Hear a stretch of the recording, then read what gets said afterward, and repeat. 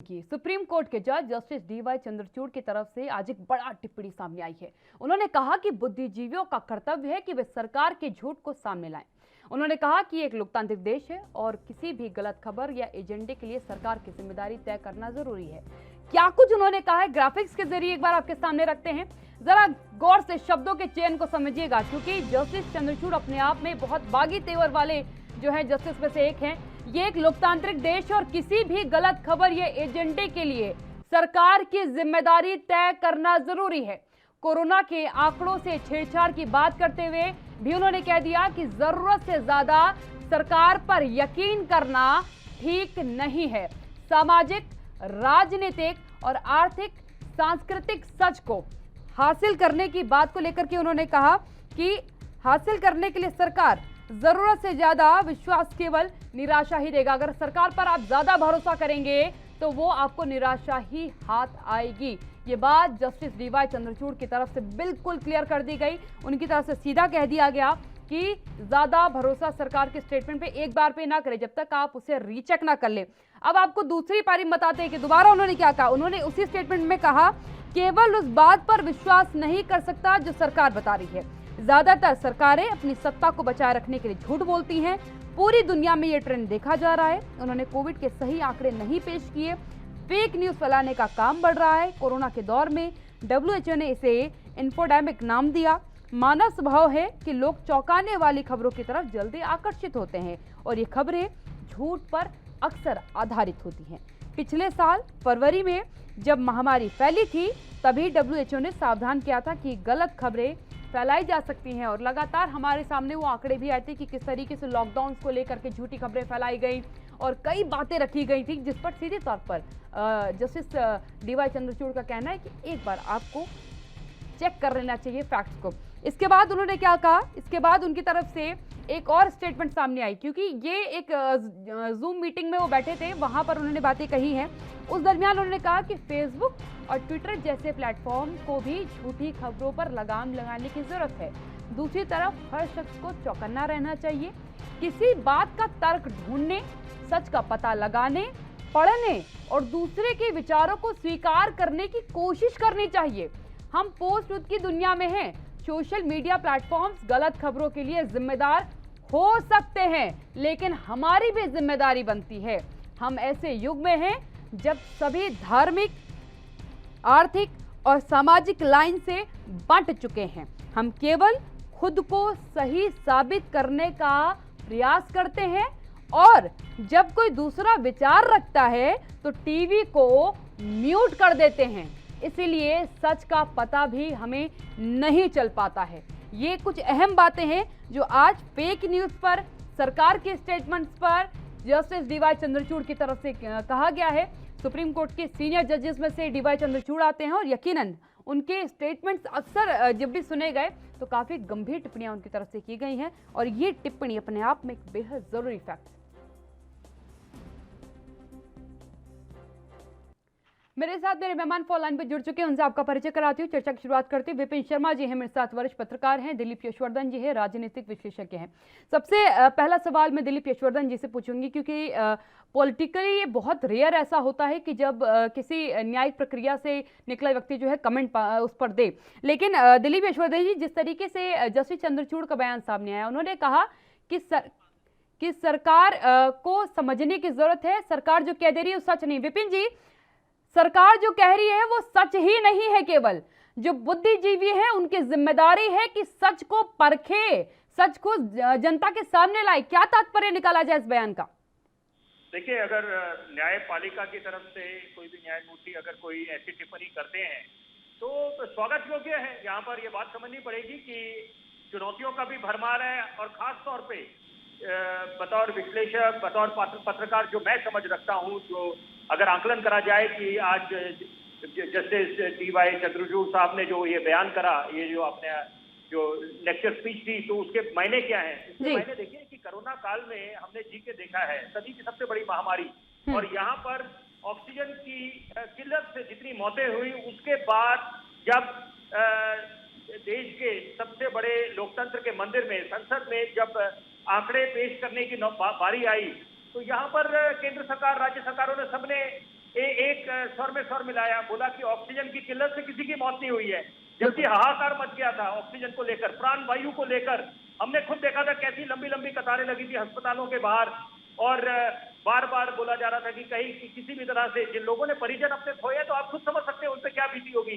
तो यहाँ पर जब केंद्र सरकार ने राज्य सरकारों को बोला कि आप अपने आंकड़े सार्वजनिक करें, हम लोगों के साथ साझा करें कि यहाँ पर आपके अपने राज्यों में कितनी मौतें हुई ऑक्सीजन की किल्लत से, तो सबने एक स्वर में स्वर मिलाया, और जो अब बोला कि ऑक्सीजन की किल्लत से किसी की मौत नहीं हुई, तो यहाँ पर ऑक्सीजन की कमी से मौत नहीं हुई, बाकी कोई भी फैक्टर दो वो अलग बात है। तो यही बात है जो मद्देनजर रखी होगी जस्टिस डीवाई चंद्रचूड़ ने, और ऐसा हम अनुमान लगाते हैं कि यहाँ पर की जो मिस इन्फॉर्मेशन, और खासतौर पे उन्होंने एक और इसमें ऑब्जर्वेशन करी, एक टिप्पणी करी कि हेट स्पीचेस, क्योंकि देश ने बहुत दंगे फसाद देख लिए, और यहाँ पर दो बातें मैं बड़ी अहम बोलना चाहता हूँ कि यहाँ पर जब हेल्पलाइन चलाई गई थी, खासतौर पे इस वर्ष 2021 में, जब ये कोरोना की लहर नहीं थी, कोरोना सुनामी बन के आई, लाशों के अंबार लग गए, तो वहां पर हेल्पलाइन तो लोगों ने अच्छी चला दी, एक अच्छी मंशा थी, लेकिन कई ऐसी हेल्पलाइन थी जो कारगर नहीं साबित हुई और जो काम नहीं करती थी, या आपने लोगों में एक उम्मीद की किरण बना दी कि यहाँ पर ऑक्सीजन मिलेगी, सिलेंडर मिलेंगे, या यहाँ पर अस्पताल का आपको आईसीयू बेड मिलेगा, लेकिन वहां पर ऐसा था नहीं, या वो हेल्पलाइन काम नहीं करते थे। तो ऐसे में जब एक उम्मीद बन जाती है, तो तब तक जब तक पुख्ता जानकारी ना हो, तो वो तो मिस इन्फॉर्मेशन के तहत आ गया। उसके अलावा आप देख रहे हैं कि एक प्रक्रिया सी बन गई है, एक सिलसिला सा बन गया है देश में, और जब दंगे फसाद हुए कि वहां पर आप सोशल मीडिया का दुरुपयोग करते हुए आप वहां पर ऐसी खबरें फैलाते हैं जिससे कि देश में जो सौहार्द का माहौल है वो भी खराब होता है, और दंगे फसाद की आशंकाएं बढ़ जाती है। तो ऐसी बातों से बचने के लिए जो आज उन्होंने ये बयान दिया है और जो उन्होंने बातें बोली हैं, तो बहुत वो अहमियत रखती हैं, और हम लोग उनका स्वागत करेंगे, और उससे सीख लेने की आवश्यकता है। और सबसे बड़ी बात देखिए कि मैं काव्या जी जरूर बोलना चाहूंगा कि my views versus others views, कि यहाँ पर एक ट्रेंड सा बन गया है फॉल्स नैरेटिव का और फेक न्यूज का, सोशल मीडिया पे मिस इन्फॉर्मेशन का प्रचार करने का, दुष्प्रचार करने का। तो यहाँ पर इससे माहौल भी खराब होता है, और अगर आप देश को आगे ले जाना चाहते हैं, 21वीं सदी है, देश को आप कैसे महान देश बनाएंगे, तो उसमें आपने देखा टूल किट का कैसे इस्तेमाल हुआ। तो यहाँ पर अब नया आईटी जो अमेंडमेंट हुए हैं, नया आईटी पॉलिसी आई है, नए रूल्स एंड रेगुलेशन आए हैं, वो भी अच्छी बात है, क्योंकि किसी को भी हक नहीं मिलता ये कि आप दूसरे की धार्मिक भावना आस्था को ठेस पहुंचाएं। वो भी एक ट्रेंड सा बन गया था हमारे देश में। ये देखा जाता था कि आप एक विशेष धर्म पे आप जाके टिप्पणी करना शुरू कर दें। पीछे हमने देखा हिंदू देवी देवताओं के बारे में लोग अपने एक फैशन सब बन गए यहाँ पर।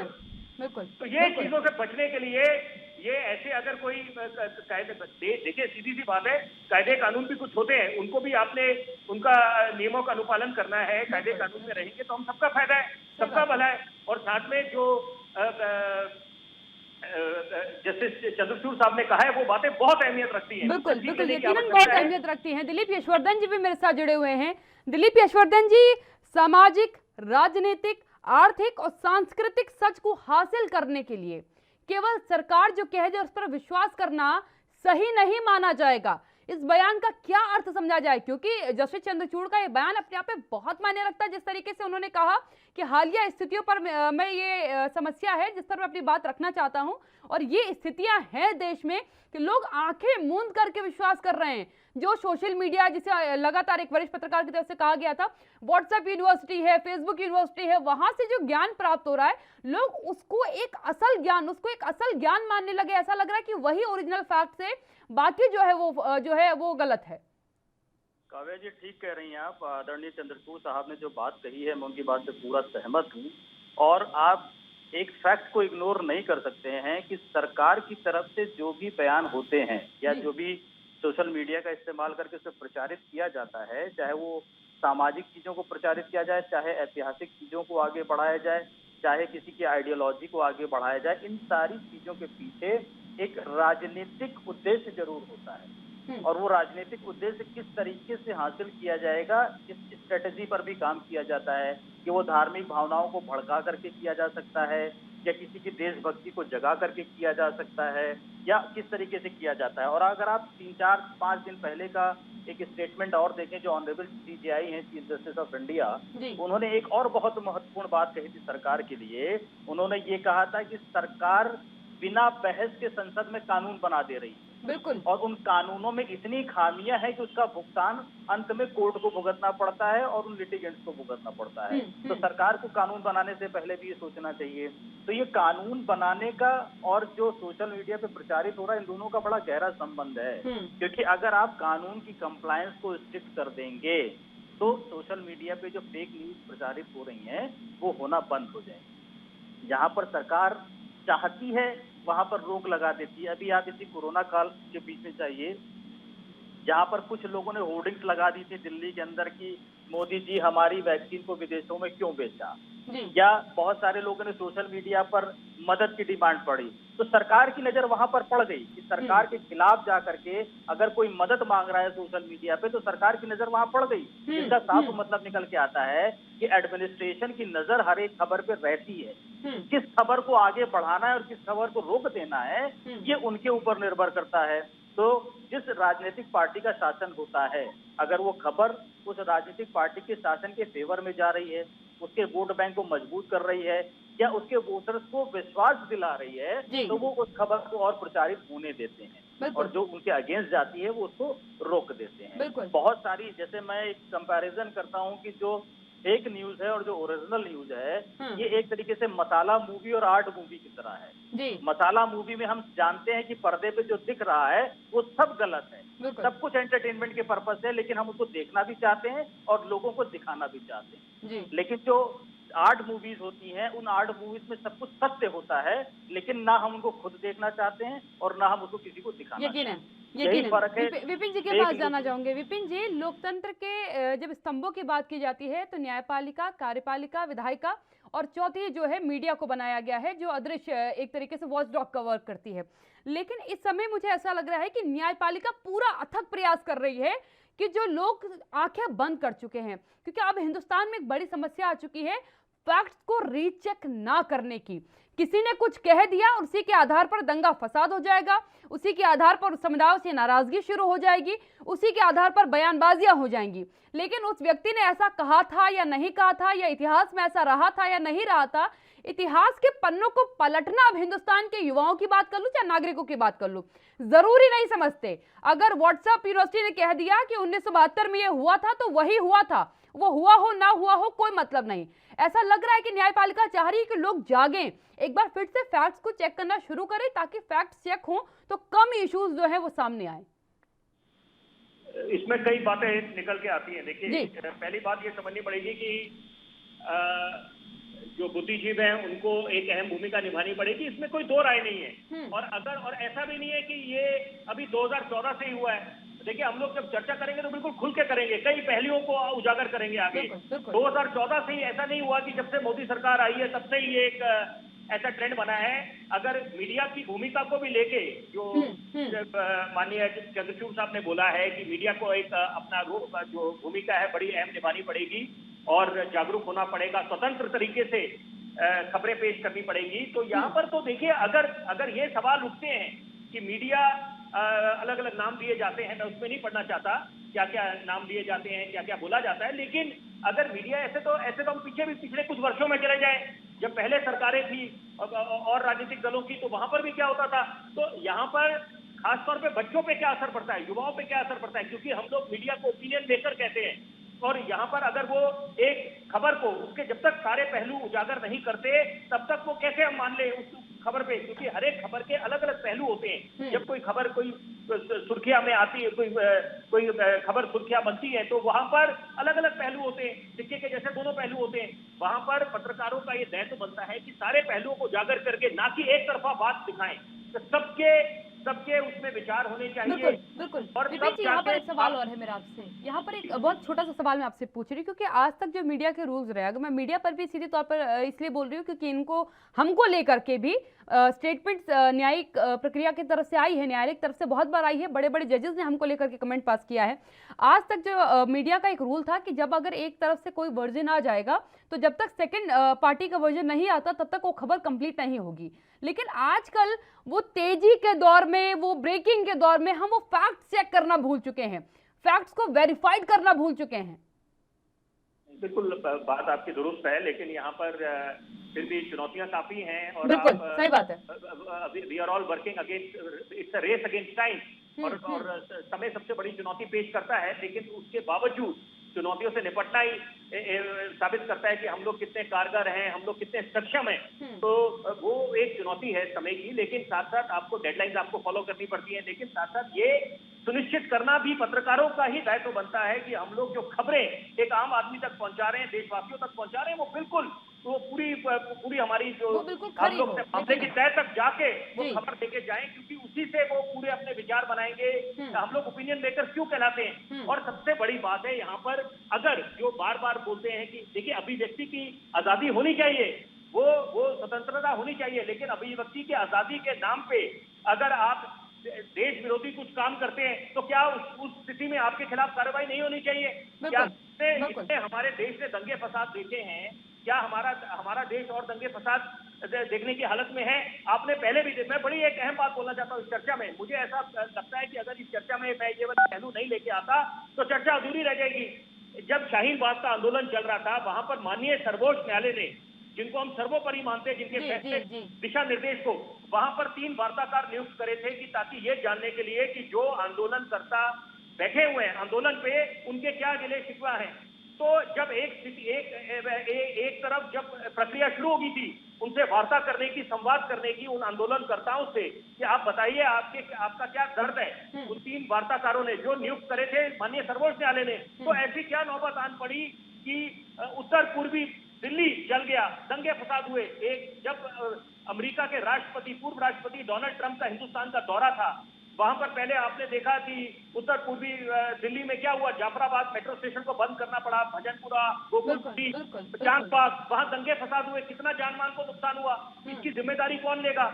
बहुत आसान होता है कहना, पल्ला झाड़ना, लेकिन हमारे देश का नुकसान हुआ है। अंतर्राष्ट्रीय पटल में भी हमारे देश की छवि धूमिल हुई है। उसके बाद किसान भाइयों के साथ में भी मैं ये जरूर बात बोला चाहूँ, किसान भाई हम उनको सलाम करते हैं, हमारे देश के अन्नदाता है ना, उनको नमन करते हैं, लेकिन आप एक बात बताइए उसकी जिम्मेदारी कौन लेगा कि 26 जनवरी गणतंत्र दिवस के दिन जब लाल किले की प्राचीर के अंदर घुस के तिरंगे का अपमान हुआ, तो ये बातें सब मद्देनजर रखनी पड़ेगी कि अभिव्यक्ति की आजादी एक तरफ, यही बात मैं दिलीप यशवर्धन जी कह रही हूँ कि जस्टिस चंद्रचूड़ के अगर स्टेटमेंट को थोड़ा सा समझा जाए, उसका अगर थोड़ा सा भी विश्लेषण किया जाए, विश्लेषण की वैसे कोई आवश्यकता नहीं, उन्होंने बहुत क्लियरली कहा है, लेकिन अगर थोड़ा सा अभी करंट के मुद्दों को देख करके उनकी बात को समझा जाए तो उनका सीधी तौर पर कहना है कि बहुत छोटी छोटी चीजों को आप नजरअंदाज कर रहे हैं और उसकी वजह से ये हालात जो अभी तत्काल में हमको देखने को मिले, चाहे 26 जनवरी को जो घटना हुई उसकी बात कर लीजिए, शाहीन बाग की बात कर लीजिए, CNRC की बात कर लीजिए, आपने कई बार इस पर चर्चा की और पता चला कि आधे से ज्यादा लोगों को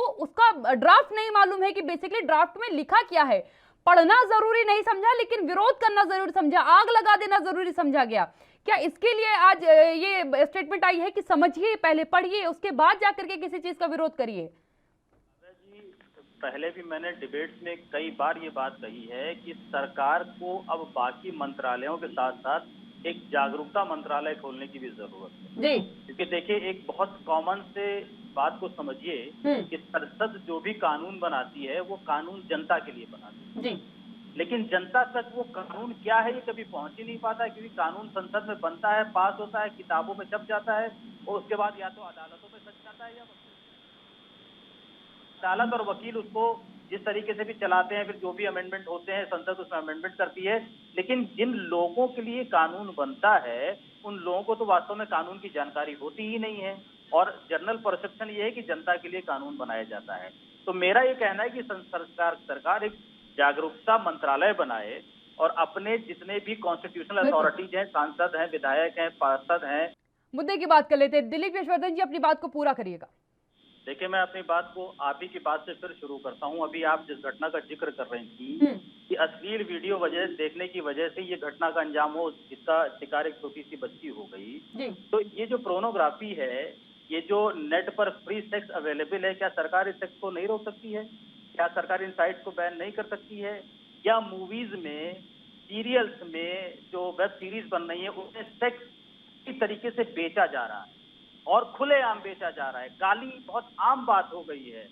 ये सारी चीजें क्या सरकार कंट्रोल नहीं कर सकती है? ये जो आपका जो फिल्म प्रभाग सर्टिफिकेशन होता है, ये सर्टिफिकेशन क्या देख करके दिया जाता है? गाली कहानी की मांग है, सेक्स कहानी की मांग है, कपड़े उतारना कहानी की मांग है, दंगा फसाद कहानी की मांग है, सब कुछ कहानी की मांग है। लेकिन समाज की क्या मांग है, इस पर सरकार ध्यान नहीं देती है, इस पे वो बोर्ड ध्यान नहीं देता। ये ध्यान देना किसकी जिम्मेदारी है? ये समाज की जिम्मेदारी है, ये सरकार की जिम्मेदारी है। हम जो यंगस्टर्स हैं, आज यंगस्टर्स इतना क्यों बिगड़ रहा है? क्योंकि नेट पर सारी चीजें इजीली अवेलेबल हैं। अभी आपने भी अपने स्टेटमेंट में यही कहा कि वो पुजारी पॉर्न फिल्में देखता था, जिसकी वजह से उसने इस घटना को अंजाम दिया। अब सोचिए, पुजारी मंदिर में बैठ के पूजा कर रहा है, देखने को गेरुआ कपड़ा पहना हुआ है और ये कृत्य कर रहा है। तो ये कृत्य करने के लिए पीछे रीजन क्या है कि वो पॉर्न फिल्में देखता था? सरकार को सब पता है। जब सरकार के लोग संसद में बैठ करके ब्लू फिल्म देख सकते हैं, तो पुजारी देख रहा है तो कोई बड़ी बात नहीं। किसी जो कानून का मंदिर है वहां पर जब लोग देख सकते हैं, तो ये तो भगवान का मंदिर है। भगवान तो पत्थर के हैं, भगवान तो किसी को देखते देखते हैं नहीं। इंसान के अंदर अगर भगवान नहीं तो भगवान कहीं भी नहीं है। तो सरकार को इन सामाजिक चीजों पर ध्यान देने की जरूरत है। आज नेट के ऊपर, इंटरनेट के ऊपर कंट्रोल लगाने की बहुत ज्यादा जरूरत है, स्पेशली कोरोना काल के बाद। क्योंकि कोरोना काल के बाद ये हुआ है कि जो 5 साल का बच्चा है, 6 साल का बच्चा है, वो भी नेट का इस्तेमाल कर रहा है ऑनलाइन क्लासेस के चक्कर में। कब कौन सा ऐड आ जाता है, कभी कॉन्डोम का ऐड आ जाता है, कभी लिंगरीज का ऐड आ जाता है, और कब कौन सा ऐड पे बच्चे का हाथ गलत पड़ जाएगा और वो कौन सी साइट पर चला जाएगा, इसका कोई भरोसा नहीं। और बिल्कुल विपिन जी के पास में जाना चाहूंगी यहाँ पर। विपिन जी, एक सवाल यहाँ पर जरूर खड़ा हो रहा है, क्योंकि जिस तरीके से कोरोना के पीरियड के दरमियान कई नेगेटिव खबरें सरकार को लेकर के चली थी और सरकार ने पूरी तरीके से उस पर अंकुश लगाने का प्रयास किया था, तो क्या सरकारें फेक न्यूज़ पर अंकुश नहीं लगा सकती? यकीनन कई राजनीतिक दलों की खुद की फैलाई गई फेक न्यूज़ का भी पता चला है, तो क्या इसके ऊपर काम होने की जरूरत नहीं है कि सोशल मीडिया क्योंकि एक बड़ा प्लेटफॉर्म है लोगों के लिए, जहां लोग अपनी बातों को, अपनी भावनाओं को व्यक्त करते हैं, लेकिन वो भावनाएं कभी कभी जो होती हैं वो हमारे कॉन्स्टिट्यूशन राइट से इतर चली जाती हैं, उनको कॉन्स्टिट्यूशन राइट्स के अंदर कौन लाएगा? देखिए, पिछले वर्ष भी हमने देखा कि बार बार बोला गया कि व्हाट्सएप यूनिवर्सिटी चल रही है, अपना वो दुष्प्रचार कर रहे हैं, अपने एजेंडा चला रहे हैं। आप अभिव्यक्ति की आज़ादी होनी चाहिए, लेकिन साथ साथ किसी को ये हक नहीं मिलता कि आप अपना एजेंडा या प्रोपेगेंडा चलाएं, और वो भी इसके खिलाफ, मानवता के खिलाफ। कि जब ऐसी स्थिति बनी हुई है, सदी की सबसे बड़ी महामारी हमारे सर पे आई, काले बादल मंडरा रहे थे, किसी को पता था नहीं, ये वायरस अलग अलग आकार बदल रहा था, नए नए वेरिएंट आ रहे थे। ऐसी स्थिति में यहाँ पर सबका दायित्व बनता था। पिछले वर्ष हमने एक बहुत बड़ी बात देखी कि यहाँ पर एक प्रवासी मजदूर मजबूर हो गया पलायन करने के लिए, जबकि प्रथम स्थिति में यह सुनिश्चित करना चाहिए था सारी सरकारों को, राज्य सरकारों को भी, केंद्र सरकार को भी, कि आपस में तालमेल बिठा के रखें, ताकि जो मजदूर, प्रवासी मजदूर जिस राज्य में काम करता है वो उसी राज्य में रहे। क्योंकि एक तरफ जब राष्ट्र के नाम संबोधन में प्रधानमंत्री ने बिल्कुल साफ संदेश दे दिया था कि अगर ये कोरोना का संक्रमण ग्रामीण क्षेत्रों की तरफ फैल जाता है तो स्थिति संभाले नहीं संभलेगी, लेकिन फिर भी वो हुआ, क्योंकि उसके पीछे जब मामले की तह तक जाया गया, वहां पर निष्कर्ष ये निकला कि तालमेल का अभाव केंद्र सरकार और राज्य सरकारों में, एक दूसरे पे आरोप प्रत्यारोप का दौर थमने का नाम नहीं लिया। जब महामारी आपके सर पे आई थी, वहां पर भी तीखे प्रहार चल रहे थे, राजनीति चल रही थी, सियासी रोटियां सेकी जा रही थी, जिसके फलस्वरूप हुआ क्या कि यहाँ पर एक प्रवासी मजदूर भी मजबूर हो गया पलायन करने के लिए, और साथ में गर्भवती महिलाएं लंबे सफर पर निकल गई, जो उनके बैग थे वो ट्रॉली का काम करने लग गए, और बच्चों को लाद के ले जाना पड़ा। बहुत ही विचलित करने वाले दृश्य देखने को मिले। लेकिन उसके बाद हमने ये एक ऐसी अपेक्षा करी, उम्मीद करी कि कम से कम जब दूसरी लहर आएगी तो हम लोग और सावधान रहेंगे। लेकिन हमने फिर भी देखा कि जब सुनामी बन के आई ये लहर, वहां पर भी राजनीति शुरू होगी, एक दूसरे पे ठीकरा फोड़ने लग गए सरकारें। यहाँ पर उन चीजों से बचना की आवश्यकता थी कि आप एक दूसरे को बोले कि आपने केजरीवाल की सरकार में दायित्वों का निर्वहन की बेहद आवश्यकता थी, जो उस समय भी नहीं किया गया और अभी भी कहीं ना कहीं होता नजर नहीं आ रहा। बिल्कुल, दोनों मेहमानों बहुत धन्यवाद मिश्रा चर्चा में शामिल होने के लिए। जस्टिस चंद्रचूड़ के स्टेटमेंट पर मुझे लगता है कि यकीनन बुद्धिजीवी जो वर्ग है, जो चीज़ों को समझता है, रिसर्च करता है, उसके बाद फैक्ट्स को मानता है, उसे अपनी स्टेटमेंट से अपनी राय रखनी चाहिए, ताकि लोगों के पास जो है सच पहुंचे, झूठी खबरें नहीं, सच पहुंचे।